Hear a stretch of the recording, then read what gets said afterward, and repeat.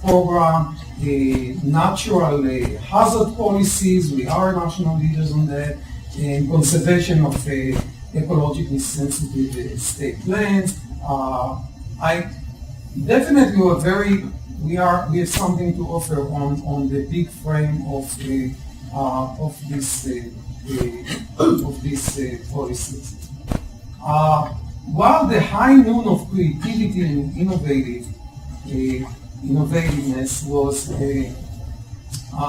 concurrency, the high noon of implementation was actually consistency, which was implemented from 85 to 93, actually all the way to 91 under DCA Secretary Pelham, which I understand came out of the court after 15 years. This is a really wonderful thing.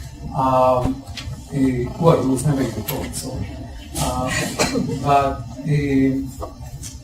this was that consistency was a great success.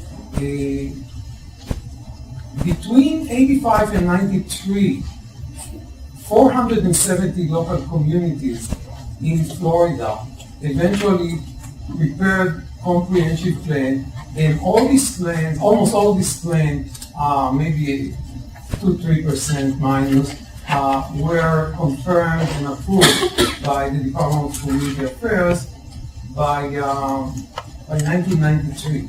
This is in a state that some local communities did not even have comprehensive plan, and others had some plans, but they were not really comprehensive. So, no doubt, if you look at it in terms of implementation, that top-down process was very successful. But now we are in about, I would say, 93 to 95, and the concurrency was already on the way from 86, and enforcement of concurrency started in 1990. Concurrency started to be enforced in 1990. When we get to like 92, 3, 4, 5, the Helms Committee, and there are some changes. First of all, the housing recession of the early 90s is over. So there is more and more demand for development. The second thing that I suggest happen is that when we completed the comprehensive plans, and they were signed by the DCA, in a lot of plans there were issues that were swept under the rug. Some issues always swept under the rug because, after all, the comprehensive plan to some degree is a political document as well, not just a planning document. And now the housing recession is over, and a lot of these issues are coming back in local communities. And I think that leads me to the next one, because by the mid-90s we are definitely a growth management leader in the United States. State and local practitioners are looking for us, academics are looking for us, but after that we are getting into the mid-90s and later, and things don't look that good as they were all the way to, I would say, the early 90s.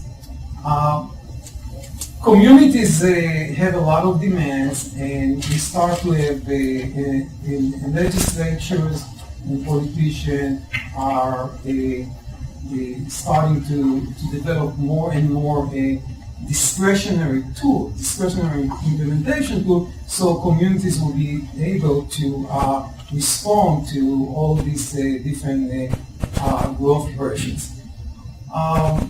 Discretion to local communities is not a bad thing. It leads to innovation in local communities, true.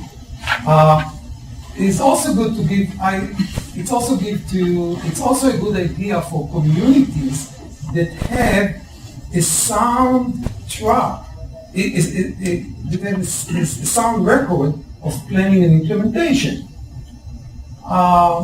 And I think it's also very important to give a certain degree of discretion to communities that represent urban areas, because this is where we are now with the compact development. But to give it so much to all these 470 local communities in Florida, with all this exemption and exception that we had throughout the 90s, I suggest that that went overboard. To cite from Secretary Pelham chapter, throughout the 90s, the DCA gave 12,000 approval of local plan amendments. Yeah. Secretary of DCA from 95 to 99, right? Yeah. 90% of them were approved. 90% of them were approved. And while at the same time we were doing a lot of beautiful policy frame and new policy, like Jim headed the Sustainable Communities, the Sustainable Communities program, which I think was a very good one.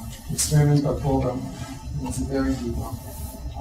But when I look at my final evaluation, I got to mixed outcome. You know, there are a lot of there's some successes and there are some problems. A lot of successes and a lot of problems. And I think that the underlying themes for the problem is the excessive discretion that was provided to local communities. And I did not evaluate concurrency and compact development as good as I did not evaluate it as high as I evaluated consistency. In fact, both of these policies of the 90s, concurrency and compact development, I see them as a mixed, sort of a C grade, I would say, mixed outcome. The interesting thing is that in both policies, we see in concurrency and compact development, both policies, we see that at the same time that they were implemented, constantly throughout the 90s, economic growth in Florida is doing fine. Economic growth is doing fine. This is actually a very important lesson. What it points out that the fears of the anti-growth management advocates in 1985, when we went to sign when the act was signed, the fear really had no point. Growth management did not slow down economic development. So on that level, I think we are okay, and I think you're also going to hear that there was some increase in density in urban areas towards the late 90s. But in terms of concurrency specifically, what you see is backlog, capacity deficits, and of course the biggest problem is school concurrency that was not legislated before 2005. This is 20 years. School concurrency was 20 years in the non-decision desert of the legislature until it finally came to the promised land of decision making 2 years ago. We waited a long time for that. And the biggest problem, of course, was the funding. The funding, it was an unfunded mandate. It ended up as an unfunded state mandate, and the responsibility of funding was relegated to local communities who obviously could not afford that.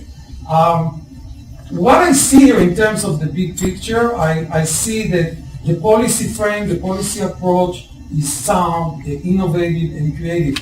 But we have a problem with implementation tool. The state-local implementation tool, especially with this emphasis on discretion, and openness and open-ended, the state-local implementation tools are not sufficient throughout the 90s and all the way